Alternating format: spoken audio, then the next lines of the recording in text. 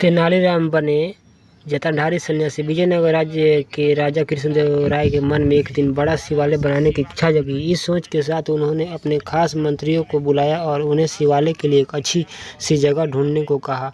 कुछ ही दिनों में एक अच्छी सी जगह को शिवालय के लिए सभी ने चुन लिया। राजा ने भी उस जगह को पसंद किया और वहां काम शुरू करने की इजाज़त दे दी।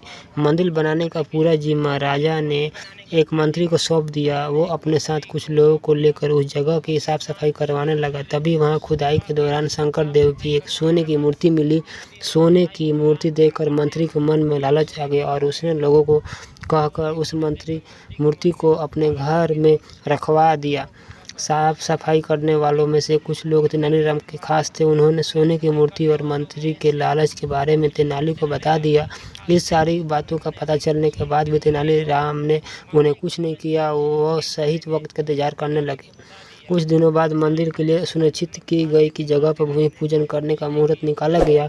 सब कुछ अच्छे से होने के बाद भी राजा दरबार में अपने मंत्रियों के साथ मंदिर के लिए मूर्ति बनवाने की बातचीत करने लगे। उन्होंने अपने सारे मंत्रियों से इसके बारे में राय मांगी। सबसे बाद करने के बाद राजा मूर्ति को लेकर कुछ फैसला नहीं ले पाए। राजा ने अगले दिन फिर अपने सारे मंत्रियों को दरबार में मूर्ति के बारे में चर्चा करने के लिए बुलाया।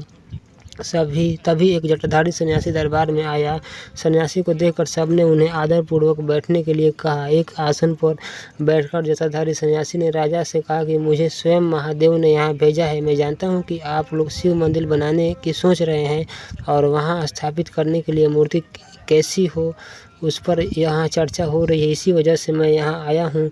जटाधारी सन्यासी ने आगे कहा कि भगवान शिव ने मुझे खुद आप लोगों की परेशानी दूर करने के लिए यहाँ भेजा है। राजा कृष्णदेव ने आश्चर्य से कहा कि खुद भगवान शिव ने आपको भेजा है। जटाधारी सन्यासी का जवाब देते हुए कहा, हाँ, स्वयं महाकाल ने मुझे भेजा है। उन्होंने कहा कि शिव शंभू ने अपनी एक सोने की मूर्ति बनाने के लिए भेजी है। जटाधारी सन्यासी ने अपनी उंगली एक मंत्री की तरफ दिखाते हुए कहा कि उस मूर्ति को भगवान ने इस मंत्री के घर में रखा है। इतना कहकर सन्यासी वहां से चले गए। सन्यासी की बात सुनकर वह मंत्री डर के मारे कांप रहा था। उसके मन में हुआ कि इस जटाधारी को आखिर मूर्ति के बारे में कैसे पता चला होगा। अब उसे राजा के सामने यह बात स्वीकार करनी पड़ी कि खुदाई के दौरान उसे सोने की मूर्ति मिली थी।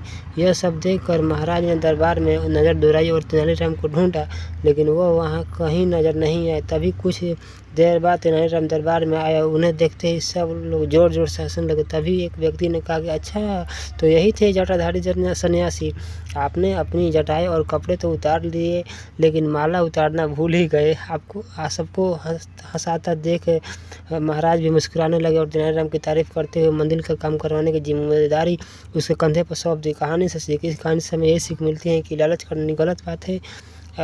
हमेशा सर और अच्छे मन से कार्य करना चाहिए। ऐसा करने से लोगों के सामने कभी शर्मिंदा होना नहीं पड़ता। थैंक यू दोस्तों।